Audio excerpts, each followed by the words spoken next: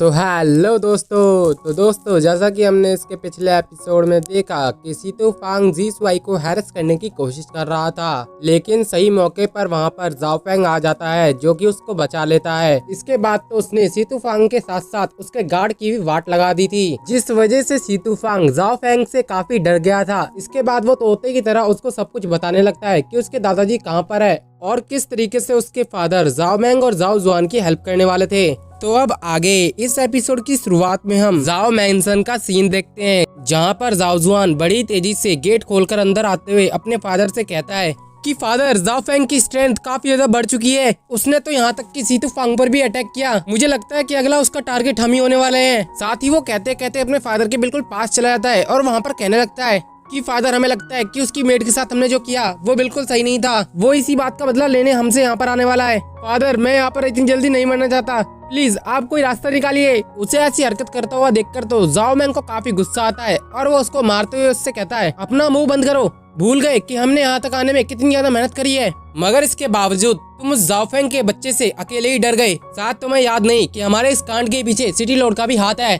उनको इस तरीके से बात करता हुआ देखकर तो जाओ जुआन उनके पास जाता है और कहता है, फादर, लगता है आप भी भूल चुके हैं कि जाओ फेंग ने सीतू फांग को भी कुत्ते की तरह मारा था। मुझे नहीं लगता कि सिटी लॉर्ड भी उसे रोक पाएंगे। मगर उसके फादर तो उससे कहते हैं कि अगर सच में जाओ फेंग ने सीतू फांग को बड़ी कुत्ते की तरह मारा है तो मुझे लगता है कि सिटी लॉर्ड इतनी आसानी से उसे नहीं छोड़ने वाले। वो उसकी यहाँ पर जान लेके ही रहेंगे। उनके मुंह से ऐसी बात सुनकर तो जाओ जुआन को भी थोड़ी राहत मिलती है और वो कहता है, अरे इस बारे में तो मैंने सोचा ही नहीं। इसके साथ ही वो उनको वहाँ पर चाय सर्व करने लगता है और फिर वहाँ पर कहता है, अब तो हमें अपने हाथ भी गंदे नहीं करने पड़ेंगे। जाओ फेंग के बच्चे ने खुद ब खुद ही अपनी मौत को दावत दी है। सिटी लॉर्ड किसी भी तरीके से अपने बेटे का बदला जरूर लेंगे। उसकी ऐसी बात सुनकर तो उसके फादर उससे कहते हैं कि हाँ, तुमने बिल्कुल ठीक कहा, जाओ फेंग के पास अब बचने का कोई भी रास्ता नहीं है। इसके साथ ही वो वहाँ पर हंसने भी लग गए थे, लेकिन उनकी ये हंसी ज्यादा देर तक नहीं चल पाती, क्योंकि तभी एक बंदा वहाँ पर आके गिरता है, जिस वजह से तो जाओ मैंग और जाओ जुआन दोनों ही काफी डर जाते हैं और वो सीधा ही अपने रूम से बाहर आ गए थे, जहाँ उनके सामने जाओ फेंग खड़ा था, जो उन लोगों से कहता है, तुम लोग तो बहुत जल्दी खुश हो रहे हो। मगर वहीं जाओ जुआन तो जाओ फेंग को वहाँ देखकर काफी डर जाता है और वो अपने फादर के पीछे दुबकते हुए कहता है कि फादर, इसे यहाँ से दूर भेज दीजिए।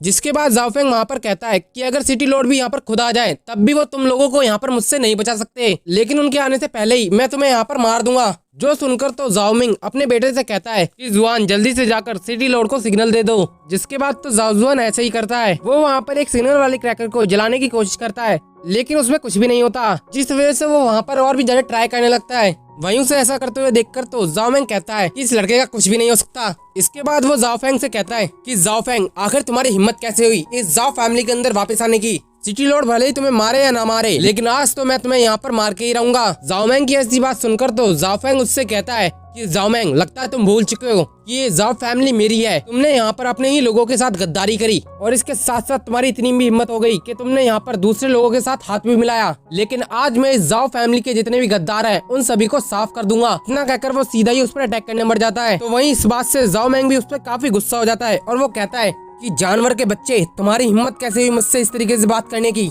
जिसके बाद तो उसने वहाँ पर अपने स्पेयर को बाहर निकाल लिया था और फिर उसका यूज करते उसने जाओ फेंग पर अटैक कर दिया था। लेकिन जाओ फेंग भी कुछ कच्चा खिलाड़ी नहीं था, वो भी उसके हर हमले का मुंह तोड़ जवाब दे रहा था। वहीं इसी चक्कर में वो सिग्नल वाला क्रैकर वहाँ पर जल जाता है। इसकी वजह से आसमान में एक सिग्नल अपीयर हो गया था। वहीं जाओ जुआन तो उन दोनों की फाइट से बचने के लिए सीधा ही एक पिलर के पीछे जाके दबक जाता है।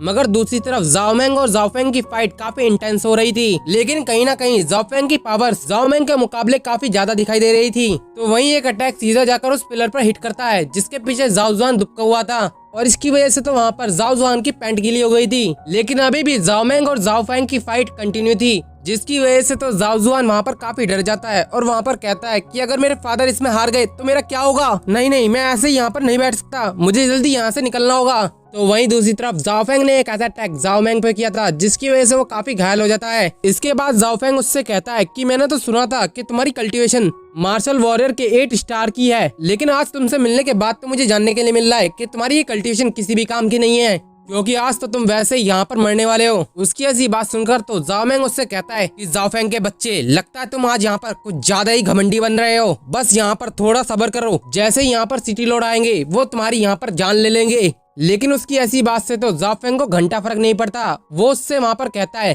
कि जब तक तो मेरे पास बहुत टाइम है, इतनी देर में तो मैं तुम्हारा यहाँ पर गेम बजा दूंगा। इसके बाद वो फिर से वहाँ पर अपनी 10 डिवाइन सोर्ड्स को समन कर लेता है, जिनको वो तुरंत ही एक सोर्ड के अंदर कन्वर्ट कर देता है और इसकी वजह से उस सोर्ड की पावर काफी ज्यादा बढ़ जाती है, जिसके साथ ही उसने ये अटैक सीधा ही जाओ मैंग पे चल दिया था। जो देखकर तो जाओ मैंग भी बिल्कुल तैयार हो जाता है। वो अपने स्पेयर के स्लैश की मदद से उसे रोकने की कोशिश करता है, लेकिन उस स्वॉर्ड की ताकत काफी ज्यादा थी, जिस वजह से उसका अटैक वहीं पर फेल हो जाता है। जिसके बाद तो जाओ मैंग अपने स्पेयर को आगे कर देता है ताकि वो इसके अटैक को कहीं न कहीं रोक पाए। जाओ फेंग ने वहाँ पर अपनी पावर को काफी ज्यादा बढ़ा दिया था, जिसकी वजह से जाओ मैंग वहाँ पर उस अटैक को नहीं रोक पाता।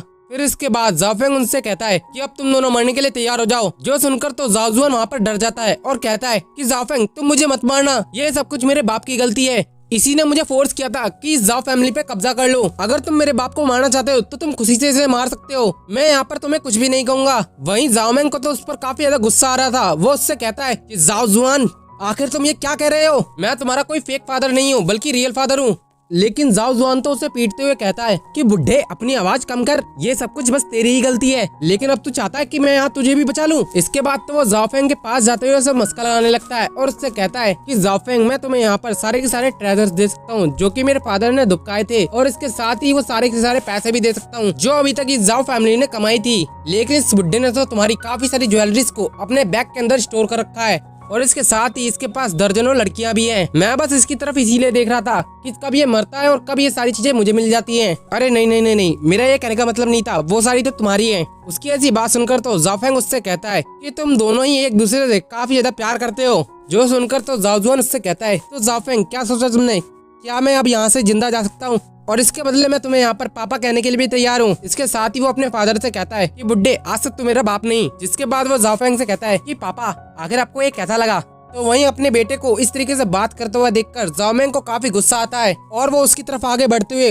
उसे मारने की कोशिश करता है। इसके साथ ही वो वहाँ पर कहता है कि मैं आज तुझे जिंदा नहीं छोड़ूंगा, लेकिन वहाँ पर जाओ फेंग ने उसे एक लात मारकर दूर फेंक दिया था, जिसकी वजह से वो वहीं पर ढेर हो गया था। इसके बाद फिर से वहाँ पर एक विंडो अपीयर हो जाती है जिसमें उसे 50,000 एक्सपीरियंस पॉइंट्स मिले थे। इसके साथ ही उसको वहाँ पर एक एल्केमी की बुक भी मिलती है जिसे वो अपने पास रखते हुए कहता है कि लगता है मेरा दूसरा प्रोफेशन एल्केमिस्ट का होने वाला है। इसके बाद जाओ जुआन वहाँ पर कहता है कि जाओ फेंग अब तो तुमने मेरे फादर को मार डाला है, तो मुझे लगता है कि अब मुझे यहाँ से चले जाना चाहिए। जो सुनकर तो जाओ फेंग उससे कहता है कि रुको एक मिनट, मुझे तुमसे एक सवाल पूछना है। आखिर ये सिटी लॉर्ड तुम पर इतना मेहरबान क्यों था, जो तुम्हारी मदद करते हुए उसने जाओ फैमिली को पूरी तरीके से तबाह कर दिया। मुझे लगता है कि उसने तुम्हारे सामने कोई ना कोई शर्त जरूर रखी होगी, तो जल्दी से बताओ कि तुम्हारे सामने वो शर्त क्या थी। जिस वजह से तो जाओ जुआन वहाँ पे काफी डर जाता है, लेकिन वो अपने मन में कहता है कि बस मुझे कुछ देर और इंतजार करना है, जल्दी सिटी लॉर्ड यहाँ पर पहुंच जाएंगे। उसके बाद इस जाओ फेंग का यहाँ पर खेल खत्म हो जाएगा और उसका ये सीन दिखाते ही ये एपिसोड यहीं पर खत्म हो जाता है।